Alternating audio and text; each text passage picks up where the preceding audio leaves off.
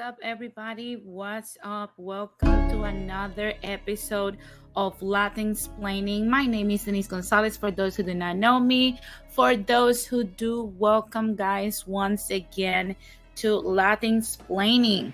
I want to give a huge shout out, like I always do, to the people that are watching me on the replay. Make sure you hit the like button for this video, you subscribe to my channel, and also hit that bell for notifications so that you don't miss a single show. Also, to the people that are catching this on the replay, you know what it is. Hit that like button, guys. And also, if you want to share my content with your friends and family and people that you know, make sure that you also share this video. Today, we're going to do something a little bit different than what we normally do, because we normally talk a lot about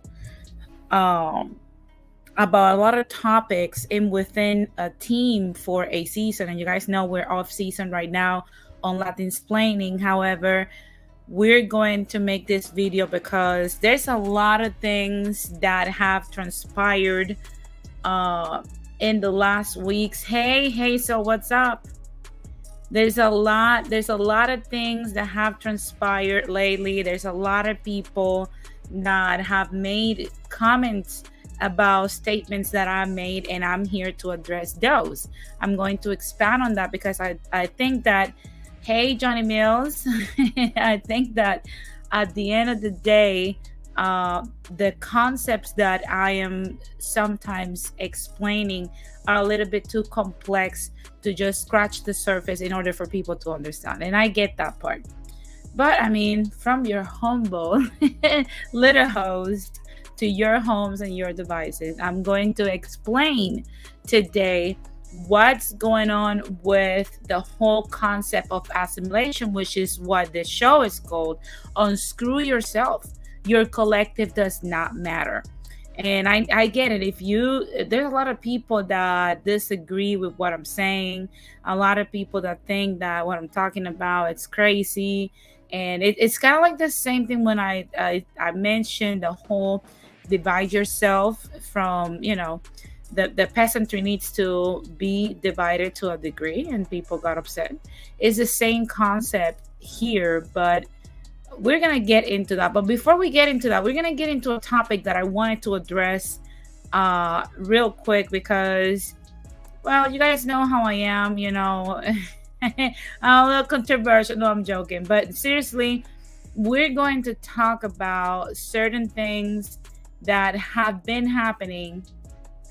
So these past days, you guys know that there was a show, an infamous podcast amongst Nori and Kanye West.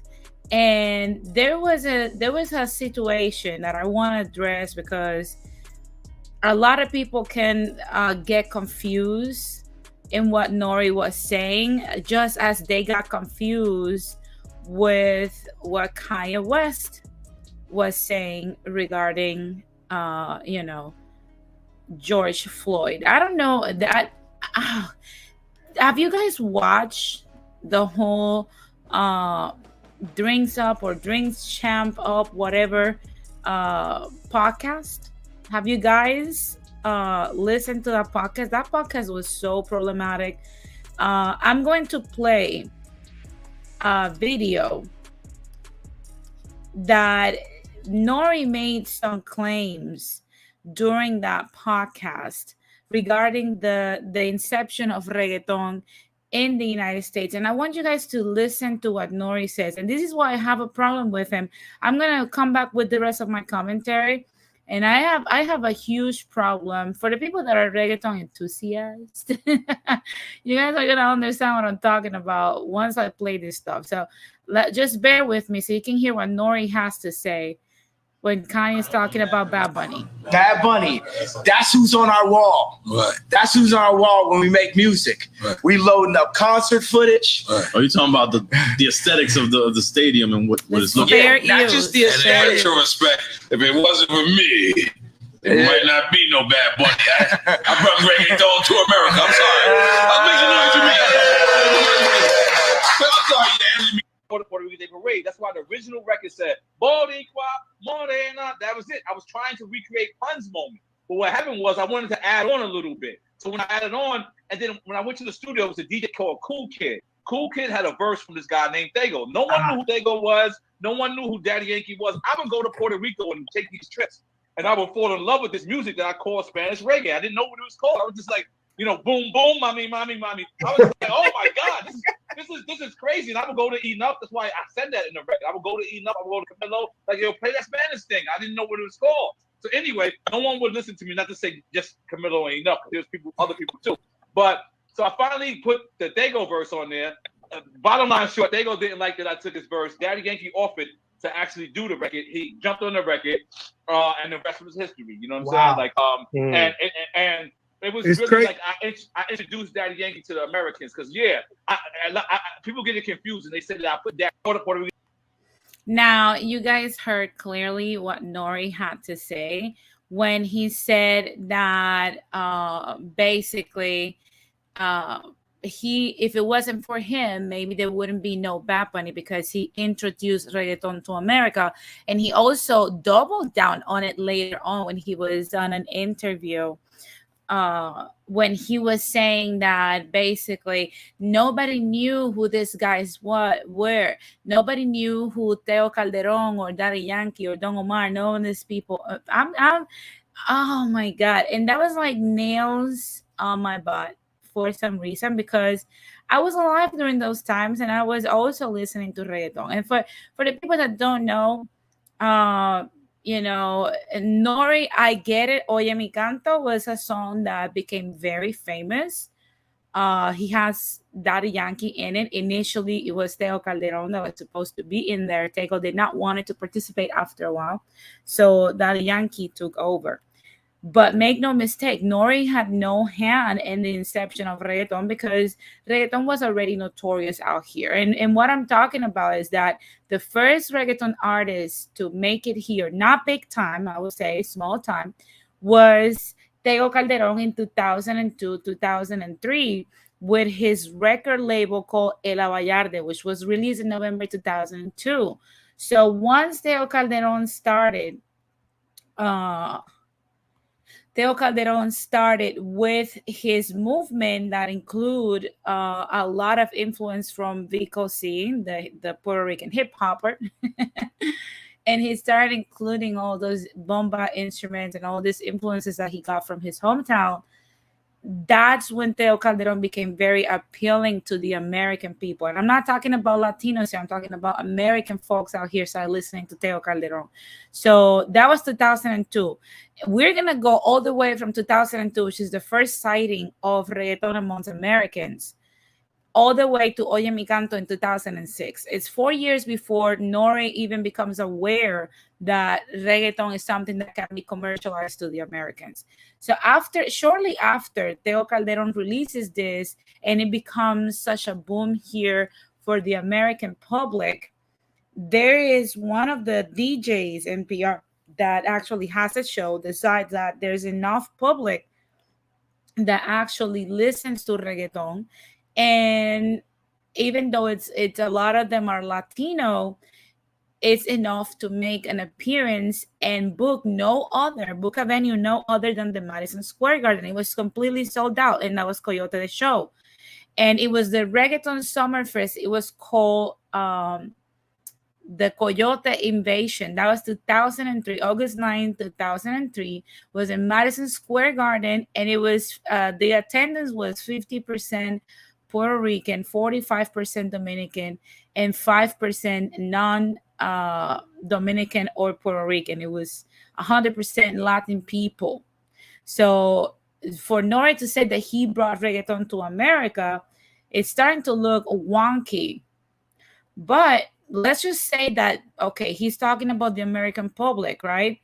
So we're going to move to a phenomenon that every gringo knows. And if you're an American, you know that, in all honesty, this was, hey, Don Armando, hey, MK, hey, Inquisidor. Inquisidor says, I introduced Daddy Yankee in 94, making copies of Playero 37 here in New York. You know, it's crazy You know, look, Don Armando is saying, I went to Megaton in 2004. Yeah, reggaeton was here way before Nori. Okay. And a warning, yeah, that's true. Don't come here in here talking crazy, otherwise you will be blocked. This is not the channels that people are used to. I like to keep the conversation respectful and serious. We can joke around a little bit and lightly troll a little bit, but never stupid attacks or stupid remarks. We're not in high school. This is for over 21-year-old people. So I want to make that clear. If you come with stupidity, we don't give second chances here. Just a benevolent dictatorship. You'll be blocked. Anyway, going back to our timeline here, in which Nori claims that he introduced reggaeton and there would be no Bad Bunny if it wasn't for him. In 2004, there was this dude that came from Barrio Obrero that released an album that changed the reggaeton course forever till this day. And there's not a single person in the world, not only in America, in the world that doesn't know this man and this song. And that person is Daddy Yankee with his song Gasolina, to the point that that has become an anthem in reggaeton culture. And I mean, come on, Americans loved it. You know, people in Europe loved it. I remember when Daddy Yankee, I was a teen when Daddy Yankee started touring Europe, and reggaeton was being listened to in different parts of the world, and it was huge in America. And because we started listening to a lot of American music around that time with the R&Bs and a little bit of hip hop and stuff, of course, we already saw some of the artists that we like over here mingling with our reggaeton humble artists.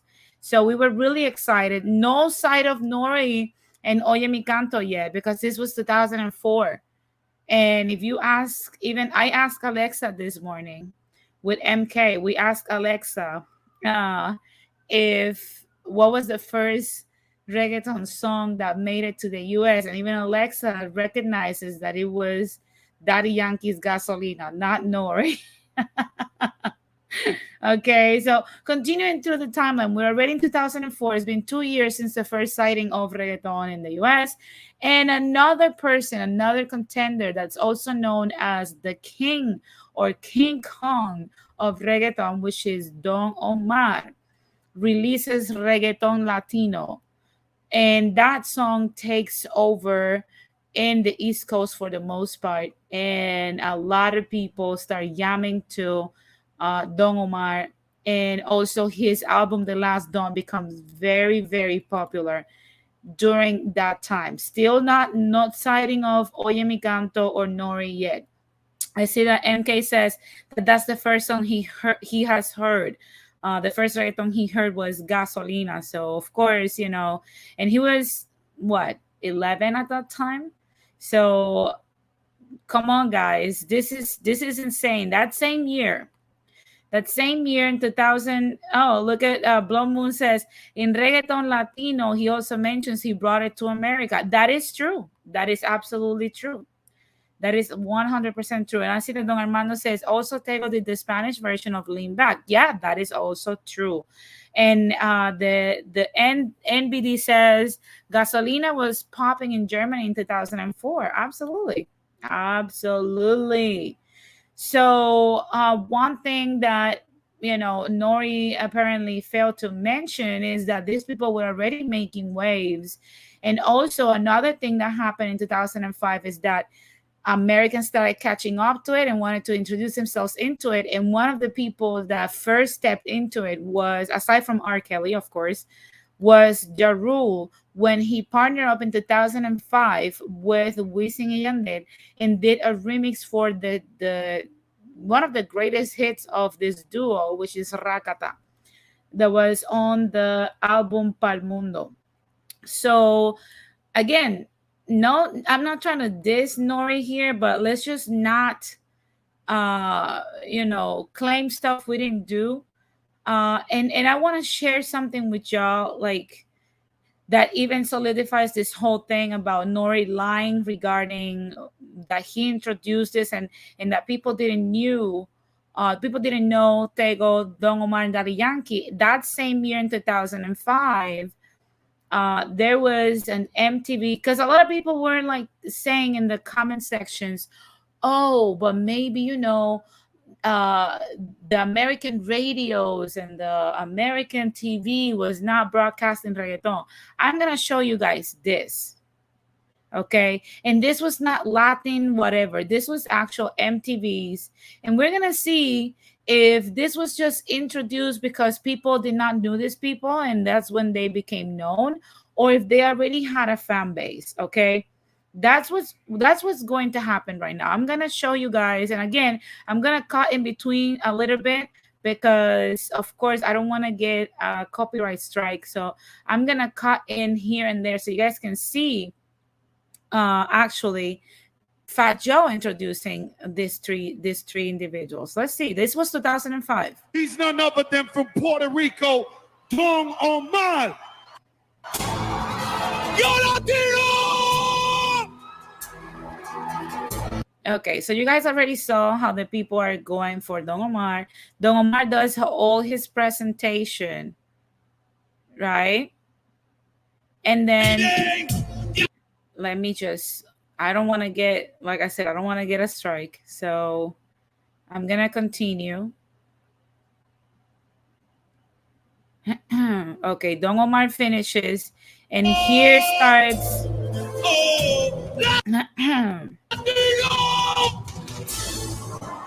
Don Omar finishes. And now somebody else comes in. Next up, this is a shining star with Mad Hip Hop Flow. Stand up for the amazing Tego Calderon. Does it look like they have a fan base here?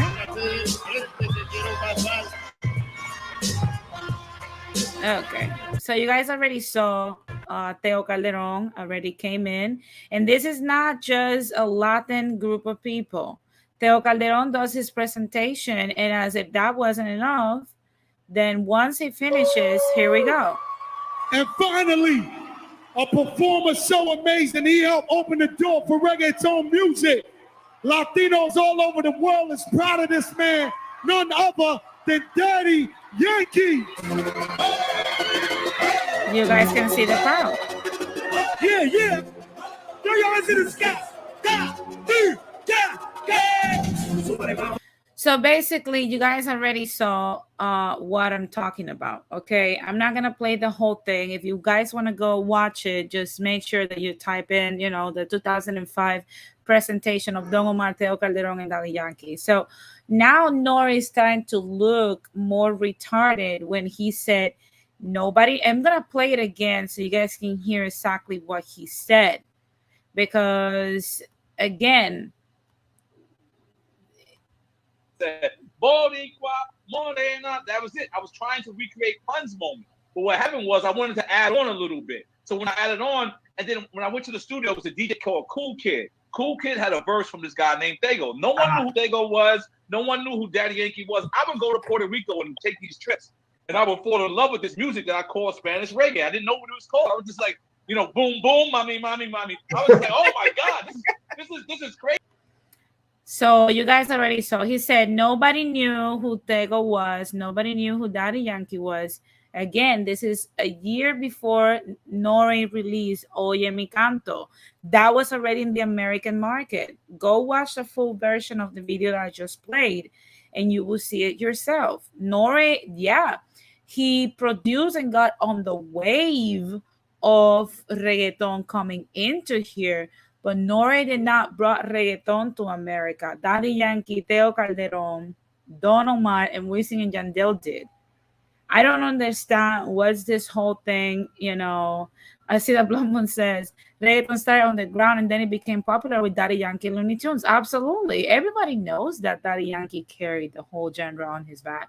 So at the end of the day, he's called, you know, the big boss for a reason. Okay, it's not Nori doesn't get called the big boss. So after they did this in 2005, and for the people that will get offended, this is the smallest violin for you. Okay, after all of this happened, Nori realized, hey, I can bring reggaeton out here, and he, I don't know if you guys noted that he said that, oh my God, like There was like what was what he said? Oh, I didn't know what this music was called. Again, I want to point out to the fact that what is the name of Don Omar's song? Reggaeton Latino. So he didn't also put Latin reggae. He didn't put that name on it. That's something that already existed. And I'm not throwing shade on Nori. Okay, a lot of people like uh that song. It became really popular, but that song, it's not a song that's like an anthem for nothing. So after all of these people did all of this work, Nori realized, hey, I can make a song too, and also do my part in English. And that's when Oye Mi Canto was released in 2006. Okay, so to clarify what Nori just said, I mean, I love the guy. Don't get me wrong, I love him. But, bruh, stop. This is just as delusional as the New Yorkers that want to say that they contributed in the creation of hip hop. Okay, there's none tangibles of what they did aside from probably carrying mics and cables and dancing and whatever. Okay, I don't know what's in the water for some people here, but to be honest with you, stop. Reggaeton was created in PR, and that's literally what it is. A lot of people will be like, oh, it was Nori that did this and that, but to be honest, it's too much. FBA Nigel, one more is to be coming, and like I said, blocked. I don't have energy for idiotic people. Okay. So again, guys, that I just wanted to point that out. And you guys know I like my receipts. So Nori, I'm sorry, but no. Stay in your lane, bro. Stay in your lane. Okay. And for the Puerto Ricans and the diaspora, uh like Nori, come on, bro. Y'all know better. Okay, y'all know better. Stay in your lane. Now, guys, I want to move into what we're gonna talk about today, which is unscrew yourself from your collective, because your collective does not matter. Moderators, again, I'm gonna ask stupid comments, block. I don't want people time out. I want people blocked. Okay, I give you the confidence with my show. Stupid people, blocked. I'm not gonna ask questions. I'm not gonna ask no one to behave. We're all adults here, so block them. Thank you. Now, going into what we're gonna talk today, we're gonna talk about unscrew yourself. Your collective does not matter. In the recent days, the last few days, you guys know that we've had like a lot of crazy streams with me, Radical Latino, and a lot of people, has gotten either offended, has gotten, a little I don't know, touchy, I would say, because of what we're doing. Okay. And this is something that uh, I've said to many, many folks about how you're responsible for yourself and how you're in America and you're supposed to be active in America's society and its economy. And people often tend to run to their made up identities here in order for them to not acquire any responsibility for what they have to do. They start talking to the either Latino community or their Latin roots or their country of their parents or great grandparents.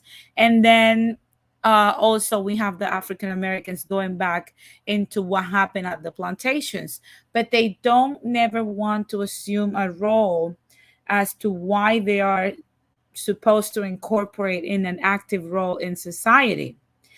And it's so crazy because every time we present them with a solution to the problems, and it's something I'm gonna say freely, I've had encounters with both Latinos and African Americans that do the same thing. I started this platform specifically because of those Latinos that try to seek refuge, wrapping themselves up in their country's flag when they're gringos because they live here, they were born here, they were raised here. They're not even the actual immigrant here. And to the point that we have immigrant Latinos outperforming first, second, third, and fourth generation Latinos that have been here. And that has no rational explanation other than laziness and cowardice. That's just my opinion. If you differ, leave me a comment. But anyway, so when I ask questions, this time I had the opportunity to ask the African American folks that were at that stream, what is stopping you guys from moving forward in today's society? And usually when I ask this stuff, what I get is called the B word. What I get is, well, we had slavery, we had segregation, we had this, we had the crack crisis. And it's time for us to understand we're so far away removed from all of those problems that there's no point in bringing them up today because nobody today has experienced those things. Now, I'm not invalidating your colonial trauma when I say those things. Okay, we all have those.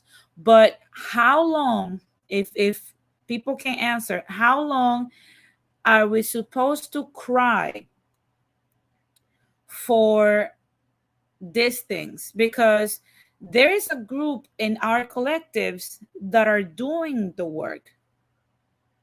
So what? How is it that they come from our same starting point and they're from our same collective, but they are outperforming the rest of the group? How does that happen?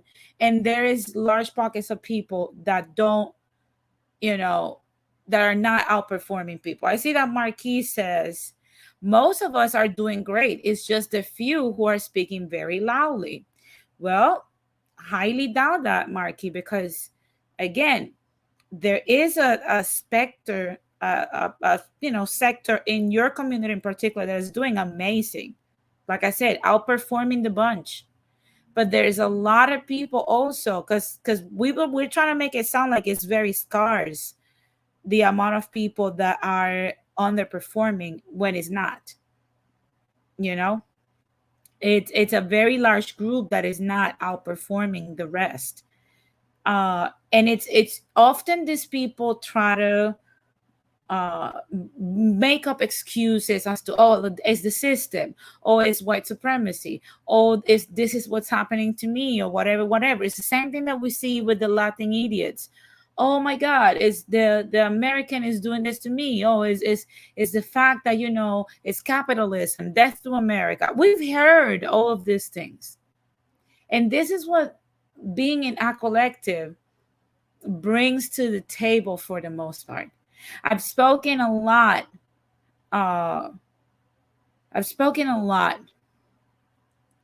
With people regarding the topic of assimilation.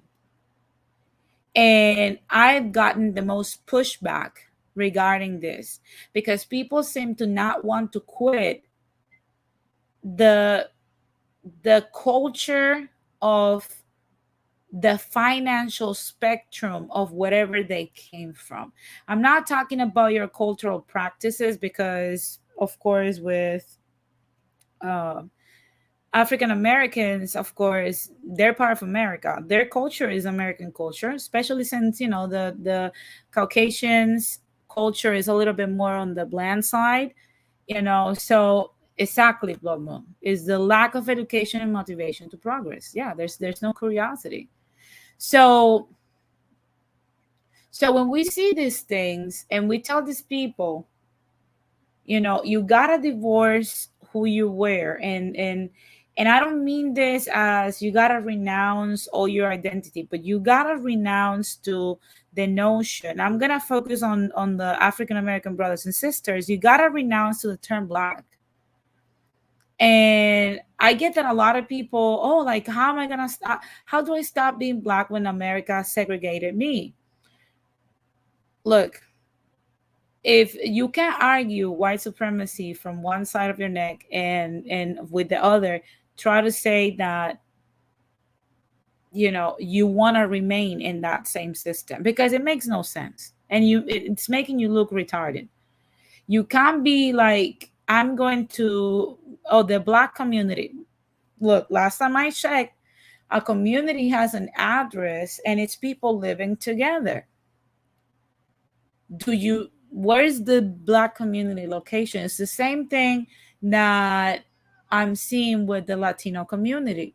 What is the Latino community? Where is it located? We are platonic brothers and sisters, but that does not mean that we gotta move in the same way, even though we don't know everybody in this so-called fictional community. So why do we want to screw ourselves into a situation where we cannot win? And what I find really funny is often that the speakers of this whole so-called communal behavior, first of all, don't have the reputation to talk about it, because their stories are either the complete opposite or they haven't reached a point of success. And trust me, I am not special. I've said it many times. I'm just another Puerto Rican immigrant here. And I know that a lot of people is like, oh, you're not an immigrant because you're a U.S. citizen. Puerto Rico and America are not the same thing. If you have lived in both, you know what I'm talking about. So yeah, we have to abandon our culture and our people and then come here. It's different. That's migration. It's called migration. So when we hear these people giving us these messages about what are we supposed to do, you gotta vet these people, because what's at stake here is your future and the future of your legacy. So you gotta ask yourself, are these people living the opposite of what they tell us? And I had a conversation with brother Kevin C. And I have nothing but respect for Kevin. However, he mentioned that same day that Black Americans had nowhere to go. There's no country in the world that's going to take them, that they are not going to be welcome overseas, but the brother lives outside of the US in Latin America. So why should we take his word over what he's living in? I don't know if people can understand what I'm talking about. Why should we listen to people that want to keep people victimized in this whole rhetoric of the world is doing all these things to me and the world hates me, when in reality, you're the living contradiction of what you're talking about? And to that extent, I even posted on my Instagram that's what brother Kevin said, that Black Americans are not welcome anywhere else. But in reality, less than 10% of Black Americans have a passport to begin with. So I don't understand. I honestly do not understand. Look at Blood Moon. Blood Moon is like the Latino communities in New York City and Florida. Come on, Blood Moon. Stop the cap. So again, because then am I outside the Latino community? Is the Latino community in the West don't matter? The Latino community is a metaphorical conglomerate that we do to just put people that speak Spanish all together. But it really doesn't exist when it comes to an actual community. We don't live all together in a whole state, okay? Or a conglomerate of states. That's what I'm talking about. When you look at the community concept, it's a fallacy. So another thing that I would love for people to start asking and vetting these people, it's, are they higher or lower than you? Look at Blood Moon. Yes, Denise, you're outside. If you come to New York, you'll see we are all living peacefully together. Come on, Blood Moon. So again, are these people that are telling you to whine and cry and feel sorry for yourself, are they higher or lower than you? And make no mistakes, the Hispano types are in this group too. This is not just for African Americans that want to whine. It's not for that same group, and it's not all African Americans. I want to make the clarification is the ones that are mostly in these little cults that are created and are telling people to still be mad about stuff that they did not live through, because there's a large group of people, like I told Marquis earlier, there is a group of African Americans that are outperforming the collective, and it's in the millions. However, there's a lot of millions that want to live in that victim mindset. Now, same goes for the Hispano types. Oh, death to America. We're going to take over this country. With what buying power? Okay, so again, it's insane. So after that, are they higher and lower than you? Another thing that we should ask these people is, can they track the steps for you to succeed and prosper? Can they track their steps for you and tell you, hey, this is how you do this, and then you go to this, and then you go to this, and then you go to this? Can they actually quantify and make into a list, a path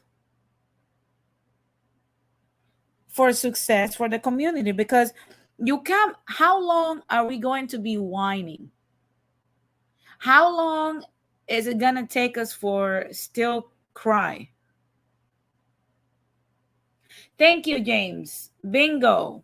James Rogers says, a community may only involve your immediate surroundings. Absolutely. That's your community. You can't save nothing that you cannot see. You're not invested in nothing that doesn't involve your day-to-day life. Your community is your surroundings. The people that you live around to, that's your people. That's literally what it is. And one thing that I want to bring, which is one of the most important tools when vetting these people, when you're listening to them, in order for you to unscrew yourself from this mindset that you're responsible for a collective of millions of people that you don't freaking know, it's how are their social skills? How are the social skills of these people? And this is when we come to YouTube. There's a thing called IQ that literally measures your capacity for certain things. And there's something called EQ, and we're going to get into it today, because there is an importance that people need to have of self-reliance and touch on reality. People have drifted long enough from relying on themselves and also from what's real, that we have created all these concepts that are non-tangibles, that you cannot see them, you cannot quantify them in any way, type, or form, in order to protect themselves from the world and the demands of that world. And there's only two categories of people. There's no thirds, there's not in-betweens, and there's losers and winners. How problematic and a loser often plays blame outwards.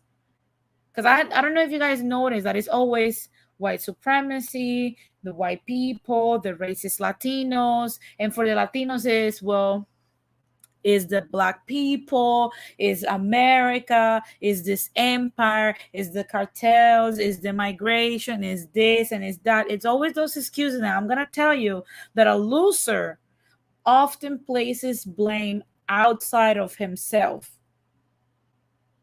The world is against me. I never had the same opportunities. The system is working to my detriment, etc., etc. But winners place it inwards. People that win take full responsibility for what happens to them and stay accountable. What can I do to better myself? How do I master this? How can I make my craft better? What I did that screwed this deal, etc., etc. Those are the type of different mindset of that divides a loser from a winner. Because you got to understand that there is an active role that you put in, that you actually are a willing participant in things. And that active role that you're taking in is responsible for your circumstances. Losers are called losers because their mindset dictates their destination. They already have walk outside the house every day with a defeated mindset.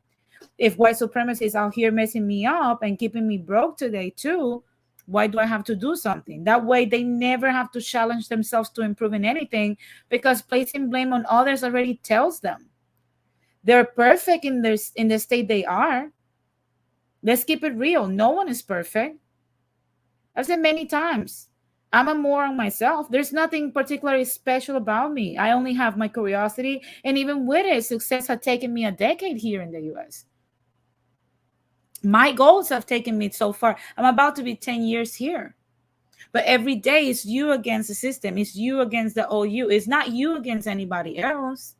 And I can't say, oh my God, it's the system. Oh my God, is white supremacy. Oh my God, it's black people. No, that they're not blocking me from doing anything. My beliefs are.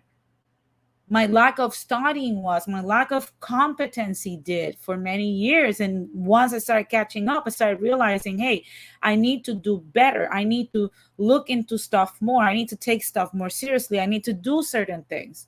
And that's when your life starts moving a certain way. And make no mistake, you're going to fail. You're going to be broke. You're going to go crazy. You're going to lose stuff. That's part of the game. I could have stayed in that mindset and blame white supremacy and black folks for blocking me, and white people from blocking me and never me doing anything. Okay. But you got to take responsibility. It's kind of like when you have a girlfriend or a boyfriend that cheats on you. You can actually put the blame on them because, well, they cheated on me. They did, they did me dirty, and it's all their fault. And granted, that person broke their word and did something to us. Absolutely. We all been cheated on. However, what was your role in it? If you're able to understand that you had a role into it, either you didn't saw the red flags, or you saw them and you ignored them, or you let go of something in your relationship, something must have happened, because that did not just flew over your head and landed as a mistake. If you're able to take that responsibility and become aware of what is it that I am doing that this stuff keeps happening to me. If you're able to look into that and be humble enough to take responsibility, then you're going to start changing your life. I see that Inquisitor says, Denise is right. We have to take responsibility and stop pointing the finger. And Blood Moon says, that's 100%. My laziness stops me from progressing. It's my own fault. Absolutely. People at the top are not particularly brilliant. They just actively decided every day to master their craft, and that made them winners, which brings me to my second point. Winners always win because they understand it's about winning, and that winning is a journey. A sport is not a sprint. As a matter of fact, most businesses don't see profit until year 3. And most people expect profits on year 1 or they quit. Because they're expecting that your goals, when you're a winner and you're expecting your goals to be a journey, you embrace the reality, which is the high probability of failure and defeat and loss. It doesn't depresses you, neither surprises you. It challenges your own character to abandon what is not useful, like thoughts that keep you losing all the time, which is why I keep telling people this whole notion about talking about what happened 200 years ago, talking about how the empire is screwing you over, it's not going to help you in any way. And no one is denying that stuff. But come on, man. It's kind of like a discussion I was having earlier today. I think that our collectives are taught to look with a tunnel vision into problems and policies that are put in place, because they do exist, make no mistake. These policies that are put in place to keep us as peasants and fixate on that. Meanwhile, white society has taught their kids to always look for the loophole. Asians learned that analyzing white people in this country. And there's even white people out here that haven't realized that. Okay. That's why throughout all American history, there has always been poor whites. That is a real. And then you see people like, oh, but you had a jump start because you had this and you had. It's kind of like when they go at Jeff Bezos and say that, oh my God, he's so privileged because his parents gave him $250K to start Amazon.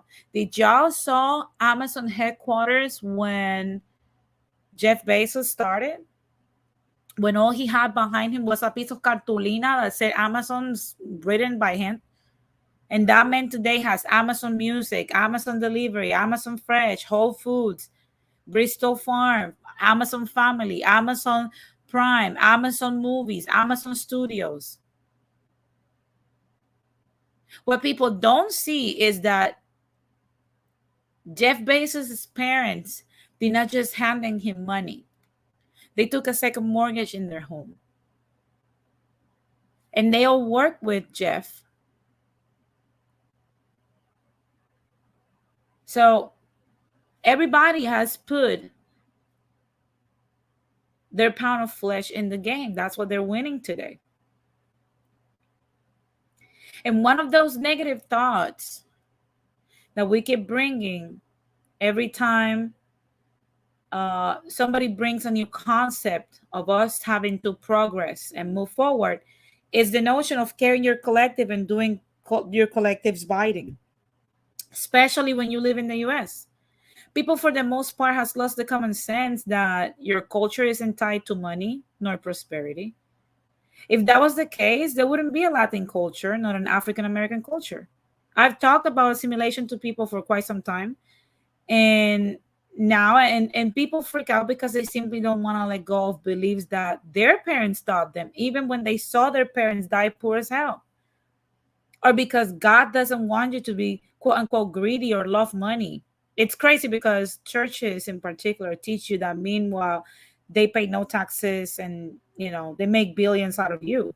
And for other reasons, people don't progress and move forward. The repugnance towards assimilation is no other feeling than fear. Because you got to think about, well, how am I gonna, branch into this new version of me? And for me to be able to grab it, I have to let go of the one that I have. It's fear of the unknown. It's fear of the unknown. And that is what in reality is keeping you down. It isn't the white man. It's not Border Patrol. It's not La Migra. It's not slavery. It's not Jim Crow. It's no other groups hating on you. It's your own fear. It's your lack of social skills. It's your lack of EQ. And we're going to talk very, very much into it because I know a lot of people are going to come at me. You guys will see the comment section eventually. It's the lack of EQ. And I think it's time to talk about it. And I want people to understand this is not a jab because I've seen the disgusting videos of this lady that was telling men about this. This is not just men. This includes us as women. I include myself. Every day I have to work on my EQ. My EQ sucks. And we got to work on it.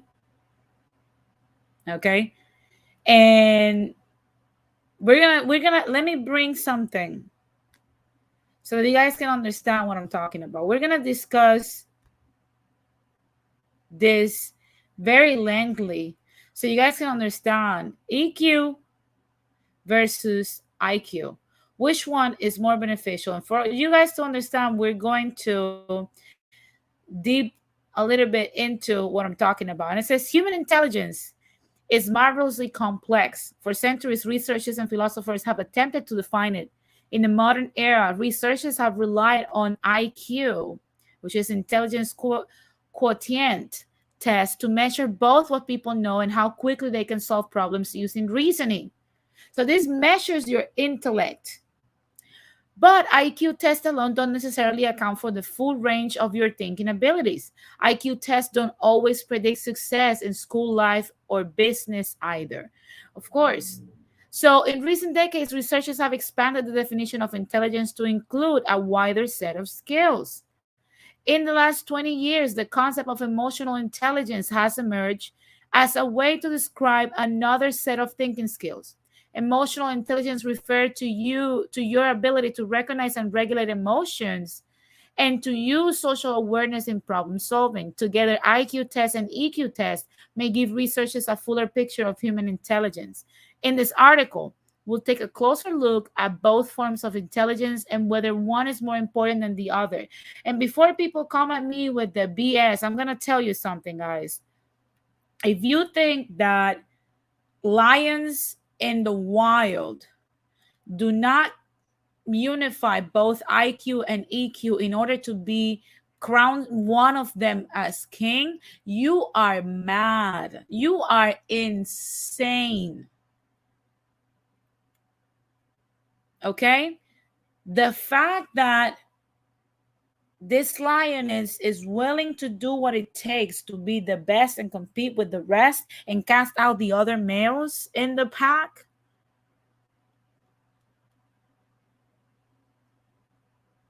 that tells you where his EQ is at. And that is exactly what we got to start mirroring. So it says, what is the difference between IQ and EQ? How many intelligent people we've seen that are drug addicts, losers, whiners, that yell at other people on the internet for no reason, people that they don't know? It says your IQ usually refers to your intellectual ability. Some of the most common elements of your IQ include your ability to use logic to solve problems, plan and strategize, understand abstract ideas, learn and adapt to change, grasp and use language. Your EQ they're more easier to find. And it says identify your emotions in yourself and in others. Empathize with other people. Adapt your feelings and behavior to different situations. Control your impulses. Withstand temptation and delay gratification. Resolve conflicts with others and communicate effectively. And what I mean, when I said earlier, right, that we all have to work on our EQ. I'm gonna bring my example, for example. You guys know, I love sweets. I love sweets. I've always been between going to the gym a lot and eating ratio. And I became fat for a very long time. And that is one thing that tells you the areas of my EQ that need to be worked on. Because a lot of people often want to bring, their how can I say it? Want to bring the argument that, oh, there's nothing wrong with me. I'm perfect. You don't know what you're talking about. I'm not talking about, this is not a personal attack on people. This is something that we must understand in order for us to be better. In order for me to be better, one of the areas that I had to work with a lot was delaying gratification for myself. Because in this world out here, sometimes when I would be stressed out or I would feel some type of way, or I had a lot of work to do, I'm like, oh, let me just go get a donut. Let me just go get a brownie, you know, because I wanted to feel good at that instant. I did not want it to wait till all that hard work paid off to feel good. And now that we're seeing social media giving this high doses of dopamine through acceptance in the form of likes and subs and followers that people care so much about, now people are really less willing to put in work that would take years for you to get some form of gratification. People want things today. Hey, Ramon. Hey, Ramon. I see that Ramon says women love to bring EQ, EI to quote unquote prove some type of hierarchy and or superiority over men. That is true. And you know what's crazy? Our the fact that we're overweight today, the fact that we're doing all this twerking and OnlyFans tells men and the world and even ourselves that we also need to work on our EQ. That is not a male exclusive issue. That's what we have IG models, and that they need 2 million followers. And in order to get that dopamine boost through acceptance in the form of likes, they strip and show you they're behind. The lack of EQ in society is what's eating society today. We don't have social skills. We don't communicate effectively. The importance of communication it's one of the key factors here.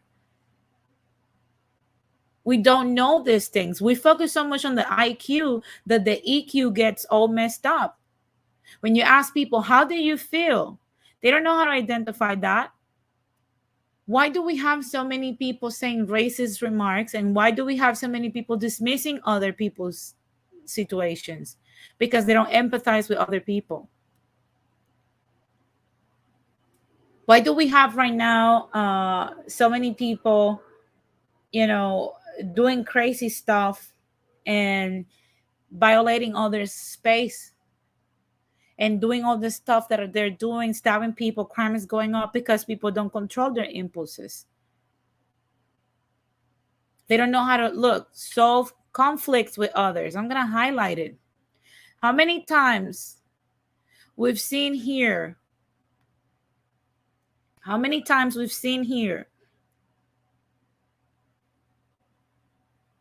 in YouTube, many people that because they get upset, they proceed to rip a person to shreds and make the quote unquote smoke shows and the quote unquote diss tracks and all this stupidity, just ripping a person's morale for them to feel that they want something. I know what I'm talking about because I went through almost 2 years of that. And I never made a video responding to these things for the simple fact that I don't need that to feel better because I'm working on my EQ. And that's not an area of my EQ that's affected. If you have something that you don't like, then you should be able to communicate that. We're not animals. And even animals communicate.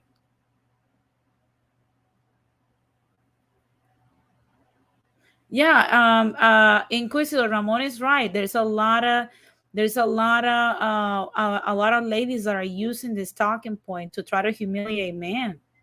Now I see Blood Moon when she says conflicts on YouTube is just for fun. That is not reality. Well, Blood Moon, we can say that until we see the videos of YouTubers getting shot.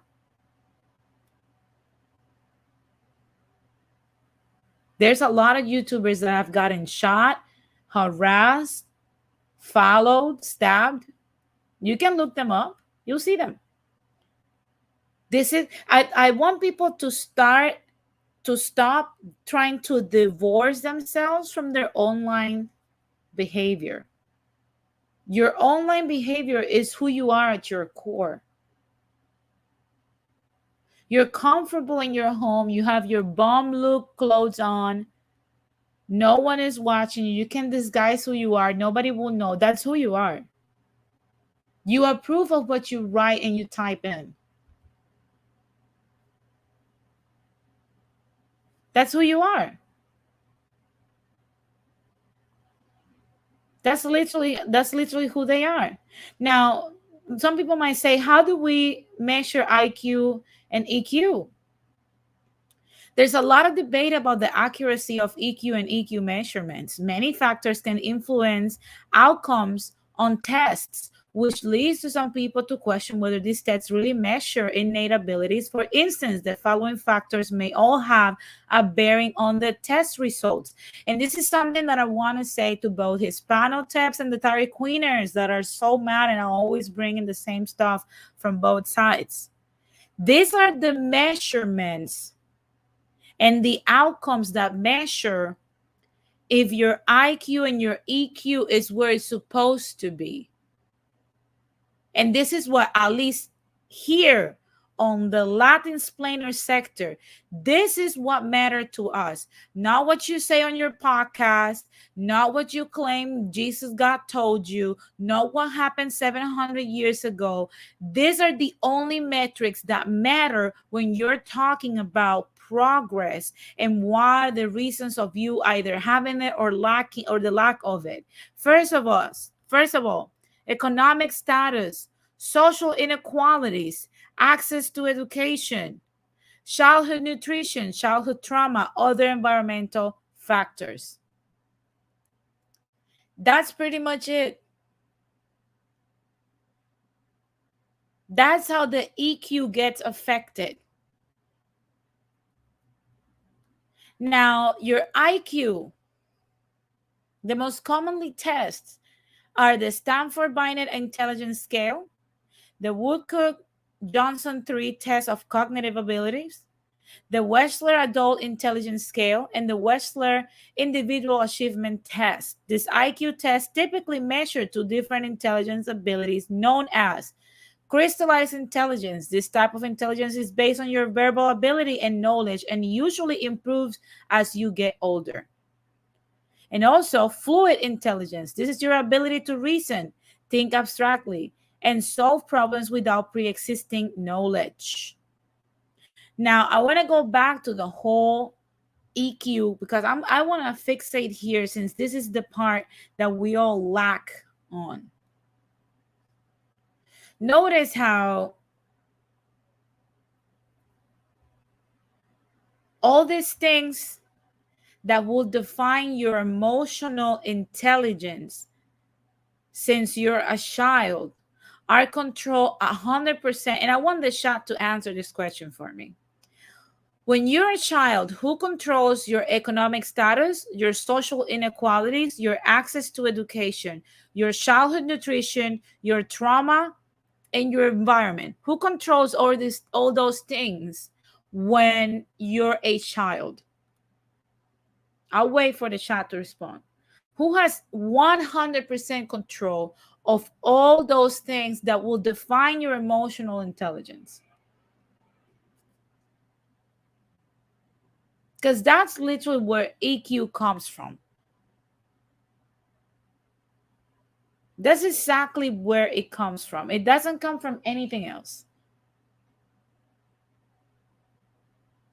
Who controls your economic status, how inadequate you're going to be socially, your access to education, your nutrition, trauma, and your environment? Thank you, Blood Moon. Your wonderful parents, mostly your mom. Thank you, Ramon. The mother, mostly. It's your mother. Your father only has power over the economic status, but for the most part, it's your mother. So when guys keep telling women you're unruly, you're out of order, you're masculine, they're not telling you this because they hate you. They're telling you this because society and the ability of us to resolve conflict, violence, mass incarceration, drug use, poverty depends on us not being disruptives.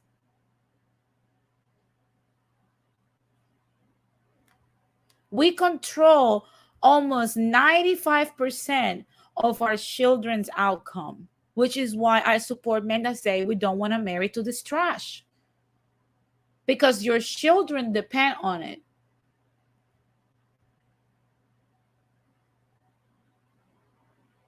If you don't raise a kid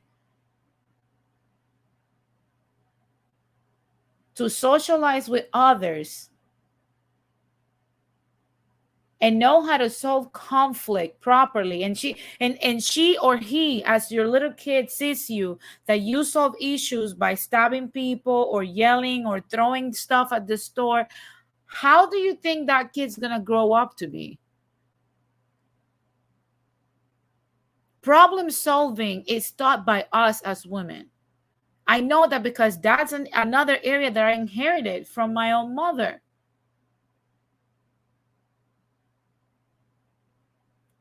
And I'm not making excuses here for people. If you're over 21 years old, you're responsible for your result. If you weren't taught, go find the answers. Your parents are not responsible anymore. That's when you were a child. Ha, look at Blood Moon. Look at Blood Moon. She's like, the men on YouTube who say they don't want to marry trash are usually trash themselves. Blood Moon, come on, Blood Moon. Thank you, Inquisitor.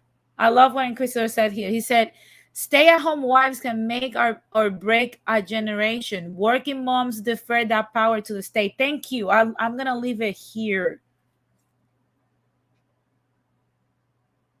This is what I detest, this whole feminism stuff, because that's what destroyed EQ.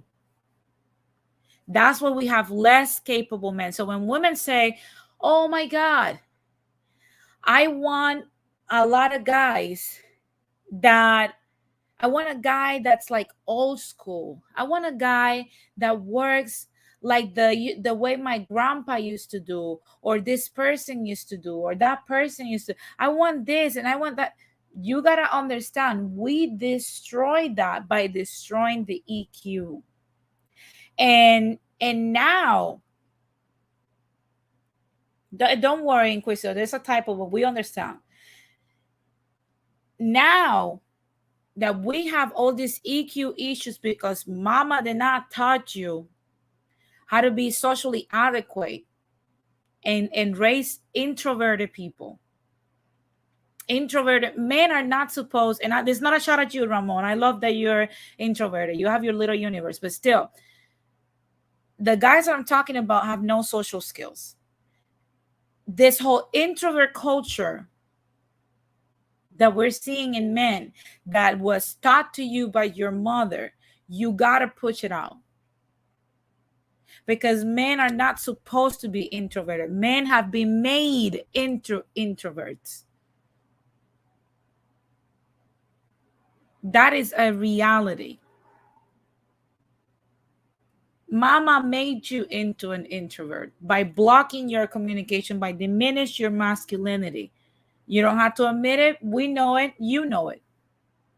And there's no shame in that, but you got to reclaim who you are. Same with the girl. This overly aggressive, overly disruptive, combative, always mad behavior that I even suffer. And I've said it many times, I'm a reformed masculine woman. I still have a lot of work to do. All these behaviors that we keep having to readdress and correct and course correct, that our moms taught us that's who we had to be. We got to correct. We're not supposed to be like this. We're supposed to be sweet. We're supposed to be calm. We're supposed to be smiling flowers and people that are very peaceful, and men love to be around us. That's what we're supposed to be. It's almost as if we have flipped. We were supposed to be the shy, introverted people, but we made men into that through bad motherhood skills. I see that Blood Moon says, men in the U.S. are introverted, not in our respective countries. Social media is to blame. No, Blood Moon, it's not in our respective countries like that yet, because feminism has not taken a complete hold of Latin America. But give it 20 years, we're going to see it. We're going to start seeing it. How many women today we see today that don't cook, Oh, I don't cook. I don't. There was a clip that the late Kevin Samuels had on his video about this young lady that was like, I don't need a cookbook. If you don't give your, if all you're gonna put into your child is trash, antibiotics, plastic, cheeseburgers, and nuggets, you're damaging your kid's AQ. I'm sorry.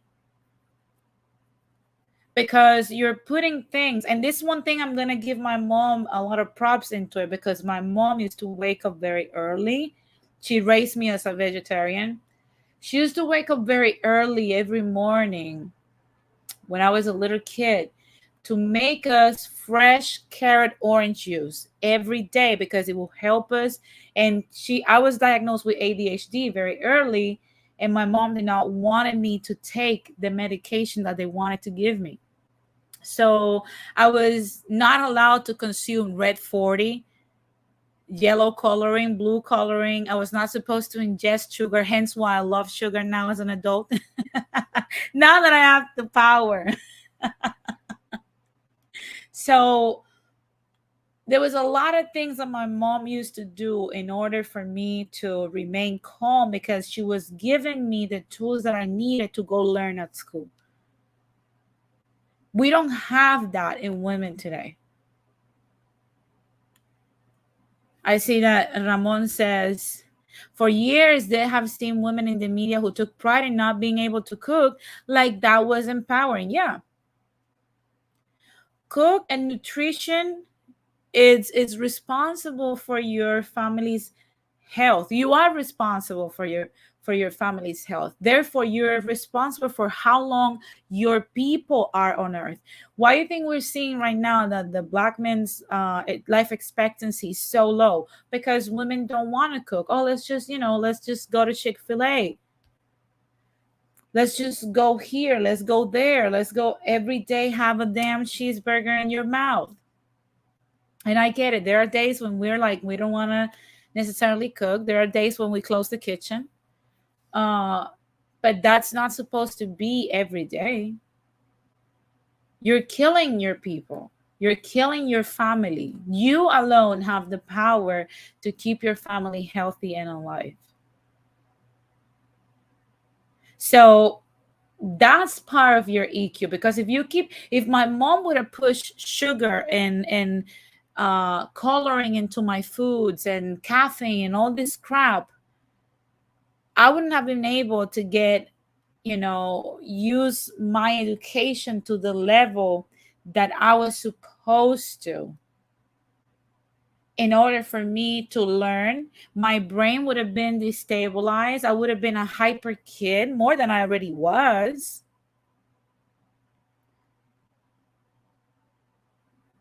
So these are things that are completely under our control.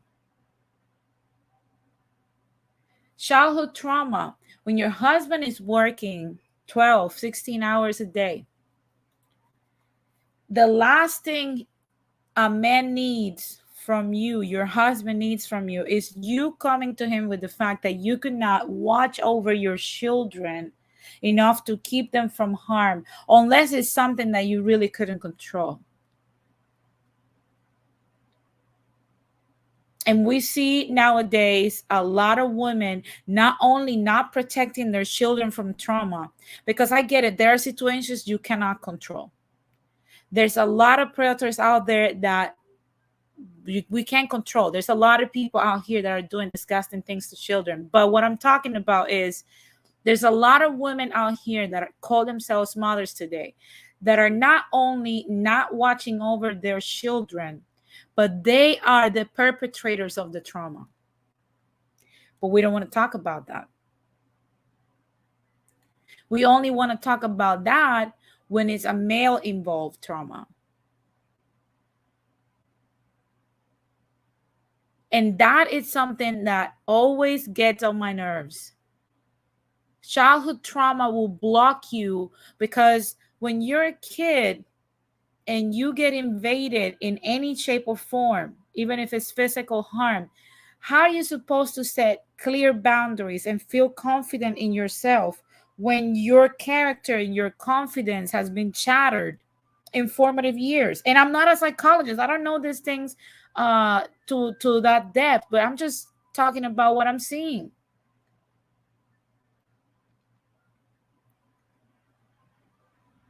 How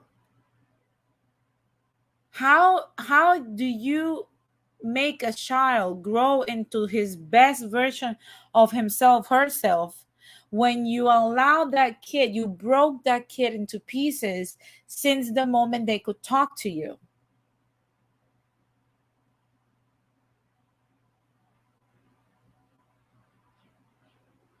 How? And that trauma will contribute to that kid not being able to socialize properly and problem solve, because they'll be too afraid, because they won't know how to handle things, because they'll always be anxious and nervous. This is where the EQ issues come from. Inquisitor, that's not an actual fact, because there was a study that I read the other day that says that 79% of the population has been abused to a degree. And 79% of the population is not homosexual.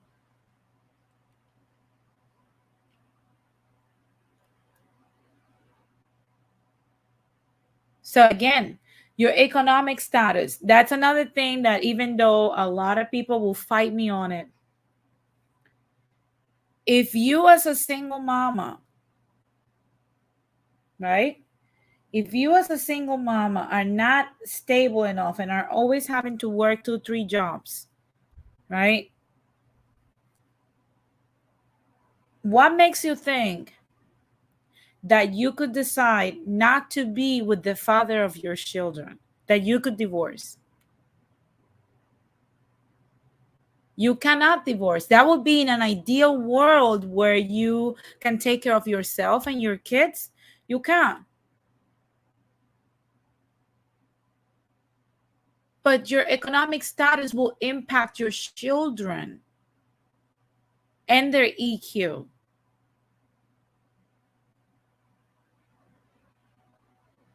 In many ways, because even access to education. I have the privilege to go to private school. My dad worked really hard to put me to private school, me and my sister.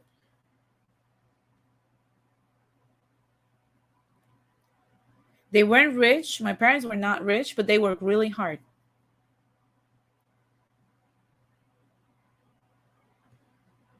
So at the end of the day, and the same thing applies to the men. I see a lot of dudes today crying about, oh my God, child support. Oh my God, this women want me to work this and work that. Let me tell you something. If you made children whining about money, it's out of the table. And for the woman, if you had children with a man, the option for divorce is off the table, unless you're Kim Kardashian.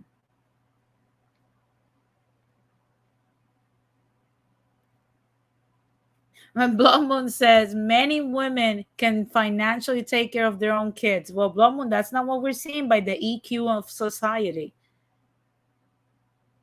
So when I want to go down all these things, and the reason why I wanted to bring them on so that people can understand what we're talking about, all these things stem not on the list. We never saw white supremacy. We did not saw La Migra. We did not saw ICE detention centers, Border Patrol, the American Empire, capitalism being the reason, slavery, Jim Crow. Those are not the reasons why people don't have EQ. That's very much needed to succeed in today's society. What we saw is that these problems that we feel like is a system that's a beast eating at us, these problems come from our own making. And the only way to combat this not only for us, but for our children in the future, is to acknowledge this as soon as possible and incorporate into society and do your part and take care of your unit. I've said this many times. People want to fight me on this, but your family is your responsibility. Your heart is only for your family. When you're out there, you're supposed to get resources so that your children become the most competent individuals out here. That is, if you really care about this whole thing about community, collective, whatever, then give your community the best kids they can have in your children. Thank you, Ramon. I agree 100%. The conditions are not, he says, Blood Moon, yes, many women can, but the conditions are not ideal. It will be better if she does that with a mate. Yes. Because at the end of the day, imagine why we have so many non-binary, trans, queer, this and this, that. Why we have so many confused Gen Zs? Because their Gen X and millennial parents taught these kids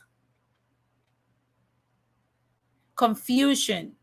How? Because we have women raising men and teaching masculinity to men. How does a woman do that? We're not masculine. We're not supposed to, at least. When we do it, we do a horrible job.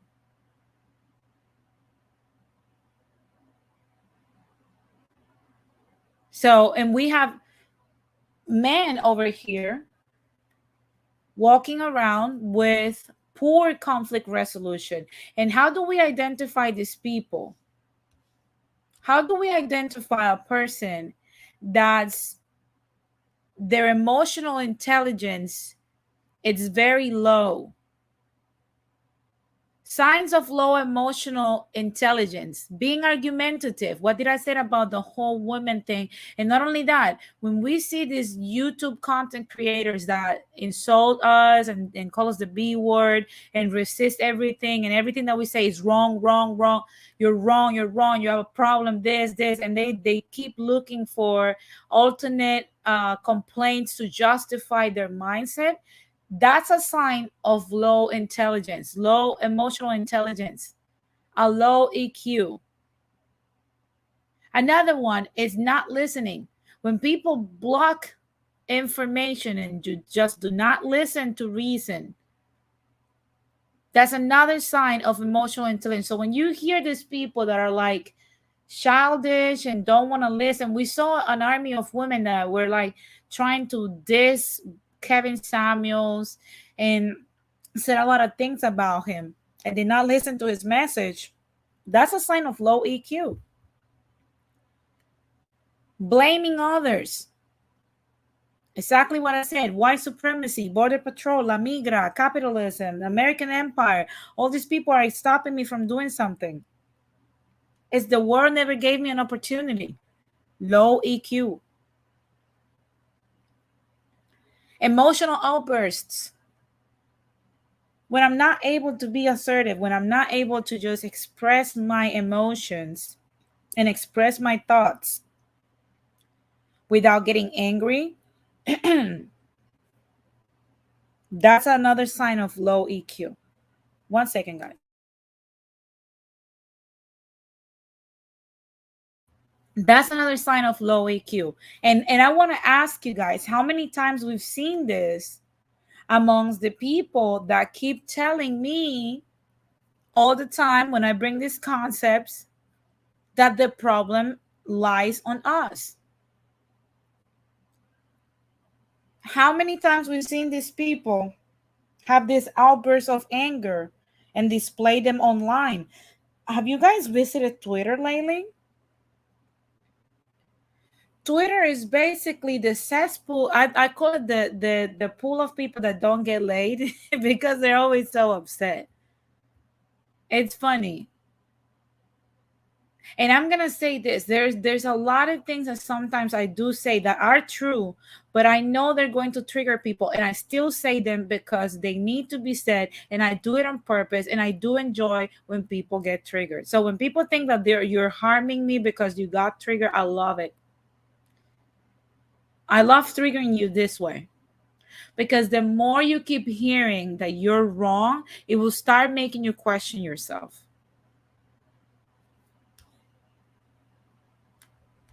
And that's when it all starts. There's another graphic that I brought to you guys of emotional intelligence that explains a little bit more about this whole thing. And it's something, make no mistake, we take this stuff to our workplace. And that's why we see a lot of people that get angry because they don't get the promotions that they wanted, because they're not appreciated as they wanted, because their emotional intelligence is like this repellent, and nobody likes these people. You're either an asshole or you're too boring. There's no in between in people. And the first one that I want to bring is motivation. Exactly what Blood Moon mentioned earlier. Being motivated consists of passion and enjoying what you do, working towards achieving goals, and not only motivated by money or status. You got to be motivated by the journey, the grinding. And it's not just being motivated every day. You're not going to be motivated every day. That's not reality. And you might not be able to do what you love to do. It's being disciplined enough for when motivation comes and goes. It's that drive. Now, another one is social skills, effective at managing relationships that benefits everyone involved. If you're not able to be useful anywhere you go, if no one can say, hey, I can rely on Denise to do this and take care of this because this is her expertise, or this is something that she does, or I love doing collabs. Every time that I have other content creators reach out to me, I always say yes. I love that. Even if what I can contribute as a well-read moron, if I can contribute to something and I'm useful to another person, that makes my day. That's good. That's something that I love to do. If you're not useful in your home, in your household, if you're not useful at work, if you're not useful among your friends, and no one can rely on you for anything, your EQ is trash. You have no social skills.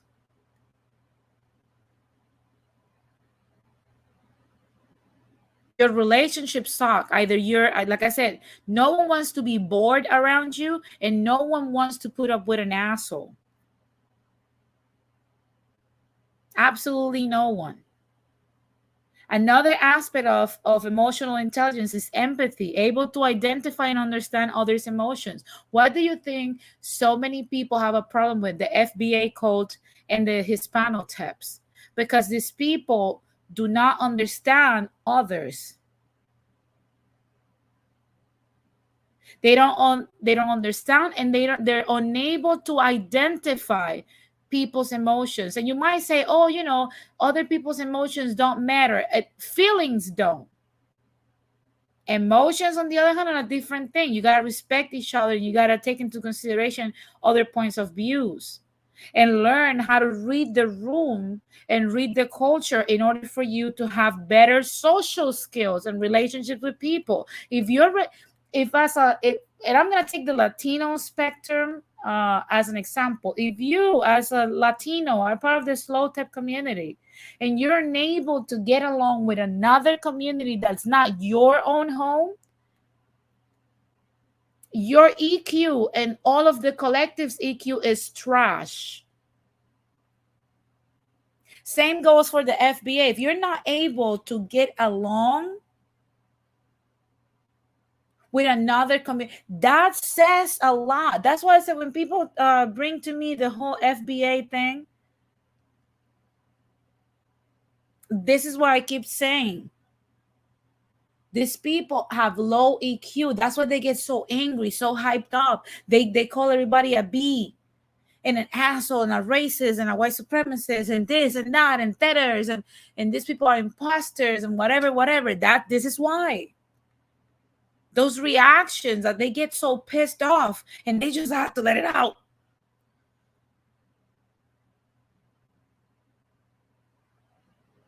like a rabid wolf, without having the empathy to understand other people and not being able to relate to people that is foreign to you, your EQ is trash. And I'm saying this, same goes for white folks that are like out here celebrating white power. You're not able to get along with with black counterparts and with brown counterparts.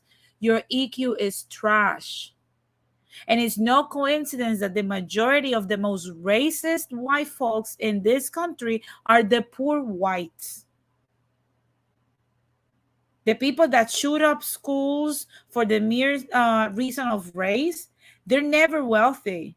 Have you noticed that never is the wealthy that do these heinous acts from the white spectrum?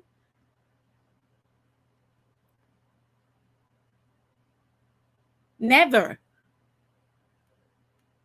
You know who has a high EQ, Inquisitor, believe it or not? Asians. And I'm going to explain, not all Asians, mostly I would say Chinese and Korean. I'm going to explain why. Because a lot of people are going to come for me. I'm not saying as a whole. I'm saying overall. Yesterday, I went to, go get my classic mani-pedi. And I go to this Korean place because I like the way they service. They give you service.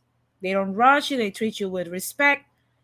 But one thing I noticed is that, and it was yesterday that it clicked, and they do that every time I go.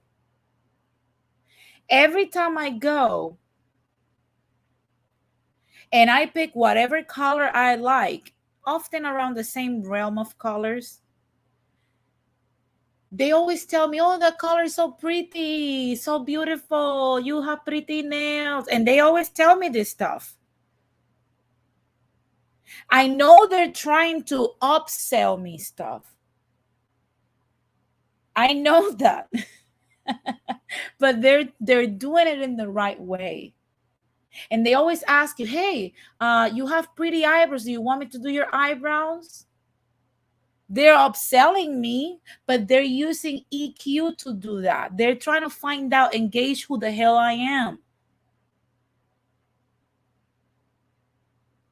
Now, once they leave their place of work, yes, they're the most repellent, antisocial individuals, but they use those EQ skills for business.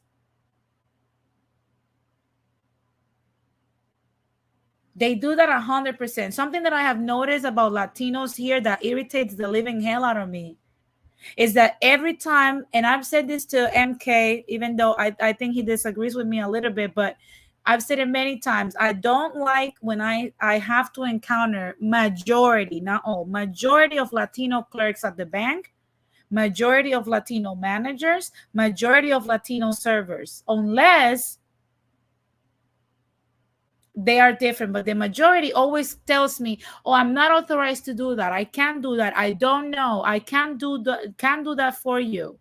There's nothing I can do. There's nothing I hate the most, that when you go to an establishment, the people tell you that they cannot do anything. And that's something that we have. Our EQ, that's why we're broke. Our EQ sucks as a collective. And I'm talking to my collective. Our EQ is trash.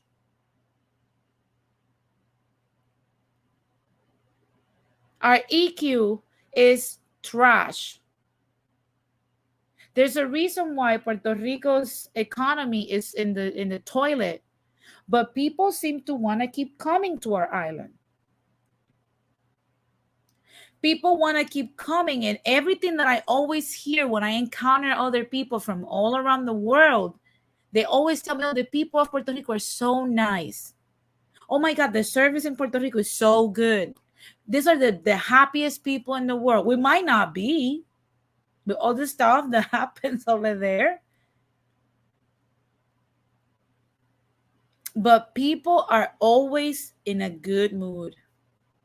When it comes to servicing others, they want to be helpful. They want to be useful. When me and MK went over there, my dad lent us one of his trucks, and I left the keys inside. I didn't have to call AAA. I didn't have to call anybody. There was people that literally came to our aid, several people, until one person had the tools. and said, hey, do you need help? I forgot how that feels because I've been out here with the I don't know, I can, not I do, I'm not authorized type of people. Hey, Smoothio, what's up? I've been here with this type of people for so long that I forgot to a degree what that was. Our EQ needs to improve. Another aspect of EQ is self-awareness, the ability to recognize your own emotions, strengths, and limitations, and their impact on others around you. This is one of the most important part. And I think that your 20s are supposed to be spent on this. A lot of people would tell you, oh, the good things about me are this and are that and whatever. Very few will have the guts to tell you, this is my limitations. My problem is this. My flaws are this. And that self-awareness of how your own problems and your flaws affect those around you at your workplace, in your family, in your marriage, your children. That self-awareness is low emotional intelligence or low EQ. How you're not fully aware on how you affect. Recently in these days, we saw Kanye West make some comments that I addressed yesterday on my video. And make no mistake, I see a lot of people with the whole, oh, freedom of expression. This is a free country. And make no mistake, yeah, say whatever you want to say. But the fact that we have a man that's a billionaire making comments and wearing t-shirts mocking a movement that the whole world agreed on. We all saw the video of this disgusting crime. Nobody told us. We saw it. We saw it. And we have this man that will not carry the consequences of his words because he's a billionaire. Not aware of his own mental illness. Not aware on how his mental illness will affect the people that are not billionaires. Say the things that he said. He will tell you he's a genius. He will tell you that he's a billionaire. He will tell you that he's doing all these things. But Kanye West will never be self-aware enough and humble enough to understand my bipolar disorder needs to be addressed, because when I'm on a manic episode, I say things that affect the lives of people that look like me.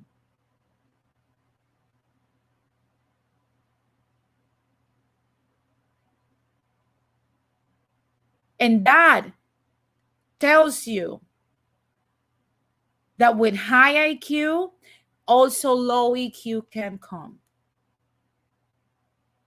And you can punch the air and say whatever the hell. But that is what, because Kanye West was not always like this. Many people say the Kardashians drove him crazy. I don't know. I wasn't there. Don't ask me. He wasn't always like this. He became successful by being very useful to others. He was very much into the culture. Once he had this issue with his mental illness. He's outside of reality and he's harming more than what he's helping. But because he's not self-aware, he does not need to take his medication. And he's not only affecting the people on the ground. Let me tell you something. We live in a state, people are in such a mass hysteria in this era. And now that we're going back to Cold War era, where people are going to be very hysterical. Kanye West does not realize and is not self-aware I think in that aspect, his former wife is aware that she's trying to put distance among them. That he has 4 children, and we have a lot of crazy folks out here, and he's putting targets on his kids by the things that he says when he's on those episodes.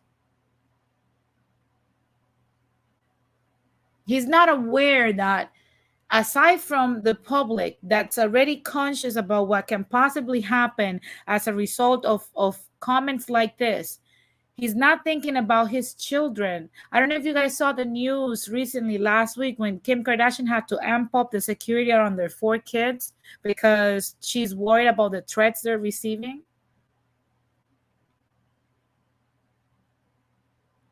But Kanye doesn't care about his kids enough to take his meds. Low EQ. It does not discriminate. And last but not least, how do we identify these people? How do we identify this on ourselves? Why I don't argue with assholes anymore? Self-regulation allows you to wisely manage your emotions and your impulses. And this is when, remember when I talked to you guys about if I see a cupcake in the wrong place, I'm going to eat it because I'm a junkie and I love food and I lack impulse control because that aspect of my EQ needs work. This is it, self-regulation. When you're able to see, hey, I'm drifting away from this wagon. I'm going crazy. And I'm affecting my lifestyle and my emotions are out of whack. And I don't need that other extra slice of cheesecake. And I don't need another slice of pizza. And I don't need another soda. And I don't need, to have more sex with random people at the, unprotected sex that can end in pregnancy or disease. And I don't need to do all the crazy things that I do. And I don't need to do drugs. I don't need to ingest fentanyl. I don't need to put heroin in my body. I don't need to ingest crack. I don't need to be high every day on weed. Because a lot of people use, oh my God, like, yeah, weed is healthy, blah, blah, blah, blah. You don't need weed every day.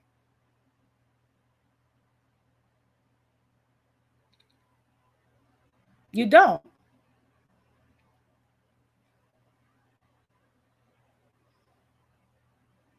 You literally don't.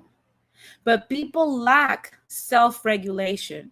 Now, I'm not going to require you guys to answer. Look at Blow Moon with the cheesecake. Yeah, that extra cheesecake slice is messing me up.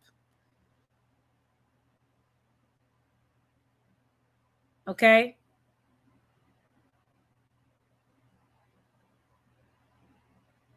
All these things that I just mentioned and disclosed here can be seen and displayed in large numbers in all of the collectives out here, especially in Latino people and Black people.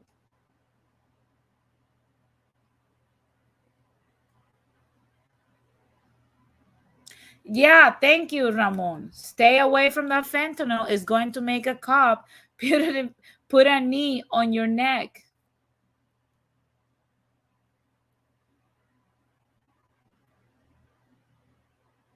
So again, when you see this whole 3, take a screenshot of what I'm presenting you and start quietly. Don't say anything. But let's make this exercise before this year ends, before the holidays. Gift yourself to know which family members, which friends of yours, which of your co-workers that you have to put up with their BS, which people that are surrounding you every day have low EQ. And also, but before you do it on everybody else, do it on yourself. Take a screenshot of this right now and start analyzing yourself. And then start looking at the people around you.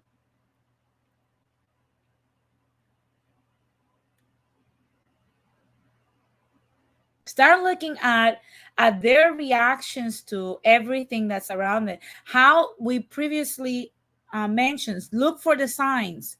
Argumentative, they don't listen, they blame others, and have constant emotional outbursts.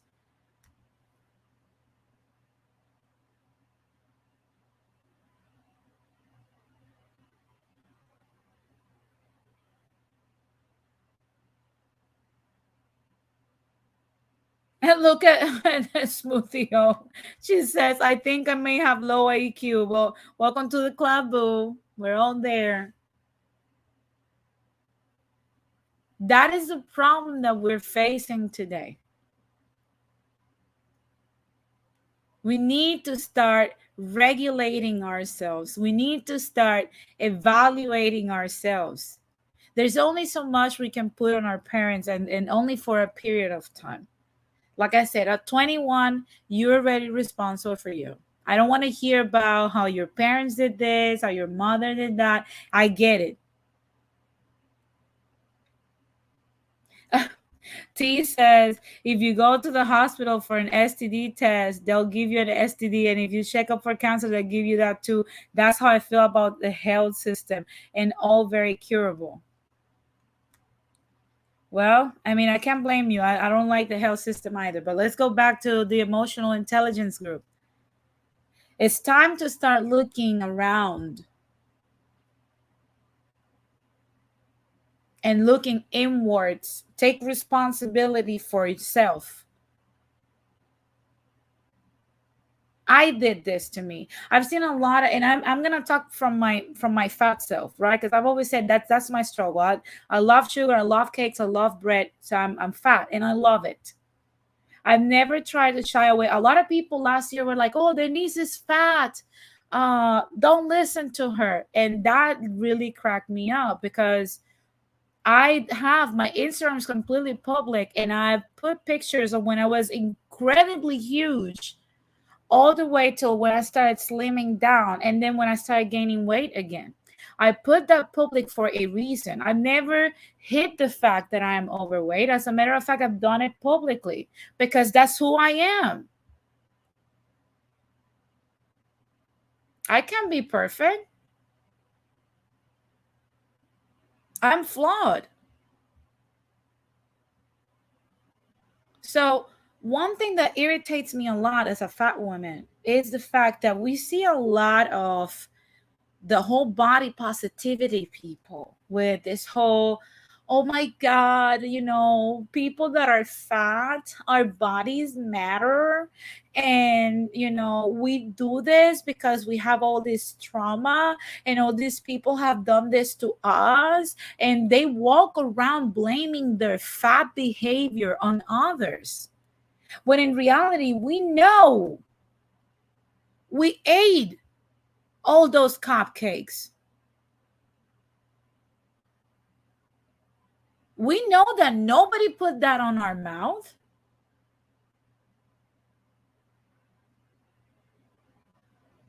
Nobody made you fat. We're fat because we consume high calories and sugar and we don't work out enough. It's that simple. And the only way to not be fat is to reduce caloric and sugar intake and increase your workout. That's the only way around it. But if we tell fat people, even coming from fat people, because I'm a fat person myself, I've said this many times, if we tell other fat folks this, they're going to get mad and call us fat phobic. How can it be fat phobic and be fat at the same time? Can somebody tell me that? I am lost. You're a hater of fat people, a persecutor of fat bodies. Maybe, because I keep getting fat. So maybe I am. But I am not a fat phobic because otherwise I wouldn't have fat in my body. I'm just calling it what it is. When somebody tells me like, oh my God, fat is unhealthy, I'm like, it is. Why we want to pretend is not because of low emotional intelligence.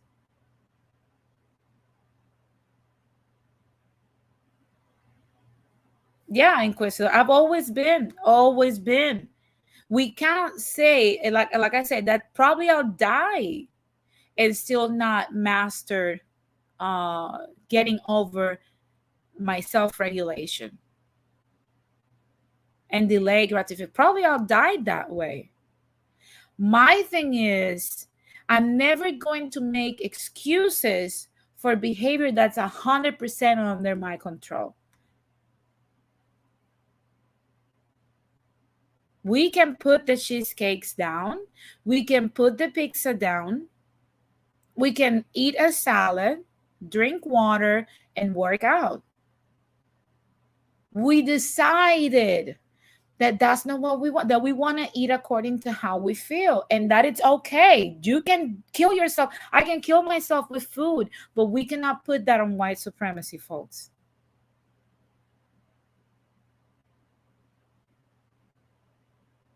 That is reality. And the only reason I'm sharing this is because it's one of the aspects that my person, me, myself, works with my own emotional intelligence. So it's not that I'm taking shots at people. We all have this problem. It comes in different forms. Look at Donnie. Facts, blame feminism 100%. Yeah. I could do that. I could say like this woman, like, oh my God, if you're telling me that I'm fat, then you're a fat phobic and you don't respect fat body. And I'm like, I don't respect fat bodies to begin with because I keep putting junk in it and sugar. What the hell? Look at Blood Moon. She's like, I'm ordering Chinese food.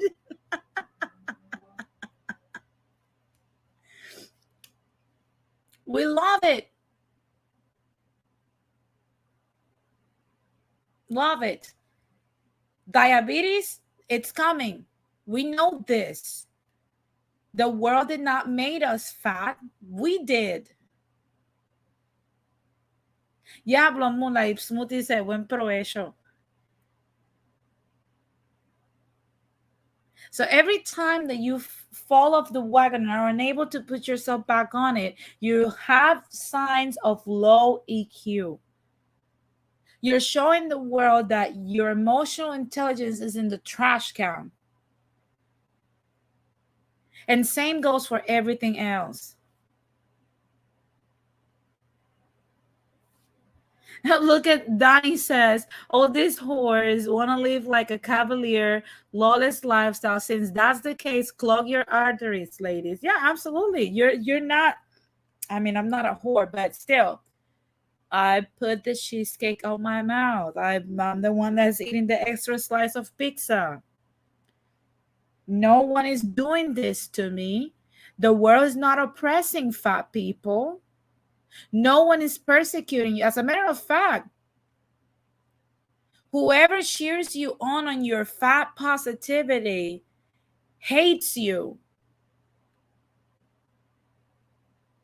If you have friends that are incapable of telling you, hey, you're getting bigger, you're too fat. I have a friend, and I'm so blessed to have her, that anytime that I want to work out or I'm around her, she makes sure to tell me I am fat and that she will work out with me and that I have to wake up at 4 a.m. and start doing freaking cardio and that I don't need a donut. That's a friend. That is a friend. Friends that want to tell you that you're beautiful in any size, that everybody is beautiful. Those friends hate you and they want to see you dead. That's just facts.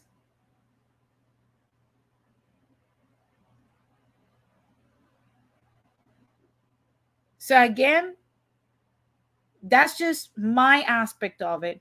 Same goes for the motivation, social skills, empathy, self-awareness. And I want to end. Oh, look at Blood Moon. You don't need a friend. The mirror works just fine. Yeah, that is true too. You can see your fat rolls. I can see them. And if I can see them, you can too.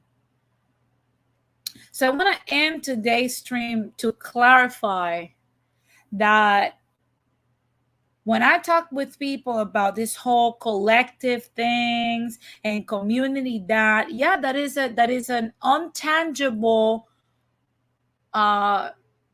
that's an untangible image that we have made up in our minds in order to stay together because of similarities. However, you are a screw on your own that needs to unscrew. I should write a book about this. You should unscrew yourself. And I mean it in every sense of the way. There was a point when I wanted to write a book that was called, and I'm sorry for my French, but it was called Unfuck Yourselves. There's a lot of people that love saying, I'm fucked up. My parents fucked me up. Unscrew yourself.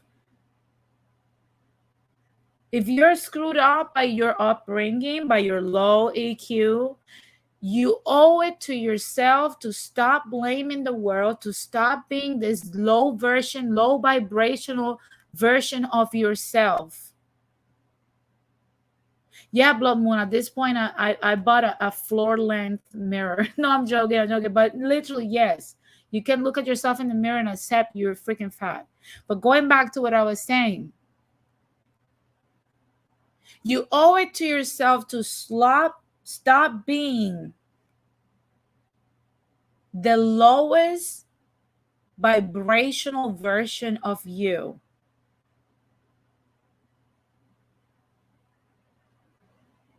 And unscrew yourself. And that also includes unscrewing yourself from the nasty practice of your collective. And divorcing yourself from your collective. You don't owe your collective anything. I call that ghetto guilt. I will touch on that later on this new season. Ghetto guilt cannot rule your life. Oh, I gotta do this for the community. Here in my living room, I have 3 pictures, one of Fred Hampton, Malcolm X, and Pedro Albizu Campos. These men thought they owe the community something. And make no mistake, they make great things. But what happened to their families and their children when they were assassinated? By their own people, by the way.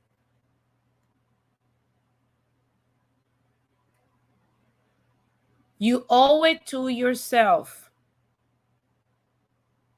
And I'm going to end with something that I said this week. Learn more about economics and finances and less about history. History will keep you mad, but finances will make you successful. And as I always say, just use it. It's free. You were born with it.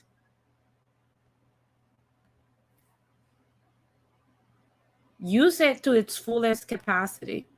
It's time to work on our EQ, people. It's time to get everything that we wanted to say we wanted to get. I don't care if it takes you 10 years, 15 years. I don't care. Some of us might even die and still be flawed. Majority of us. I know I will be flawed at 75. I will have a flaw. That's the journey. But making excuses for us is not the way. We got to get stuff done. It's not white supremacy's fault. It's not the country's fault. It's not the system's fault. It's our responsibility. With that being said, I want to thank everyone that showed up today. Comments, reactions, thoughts, leave them in the comment section. I will read some of them. Some of them, if they're too stupid, I'm sorry if a moderator removes it. I've seen a few moderators removing stupid comments. So try to stay on topic. Try to stay on, what we're talking about. And, it's time for people to move away from the whole notion of blaming everything on an unknown factor known as white supremacy. We don't know who that person is. There is white supremacy in this country, but you can only argue it to a degree. Most of the stuff that happens to us is under our control, and it happens for us. So guys, like I said, thank you for tuning in. Blood Moon, I didn't thank you for your donation last time. Thank you very much. Thank you also to Kevin and to SKC that also donated. Thank you, guys. It's been a pleasure. I'm going to be back this Sunday. Well, I'm thinking about doing it the 30th with a new season. We're going to tackle all these things further on now that we have already talked about all this stuff that we have been taught for all the time that we've been here in this nation. So guys, thank you very much. You can follow me on Instagram, keep up with me.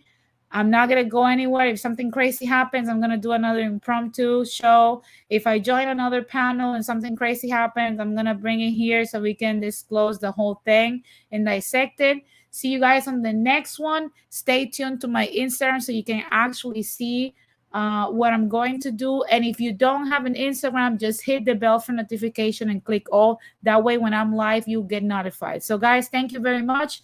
It was a pleasure. Have a nice one. Stay productive. Peace.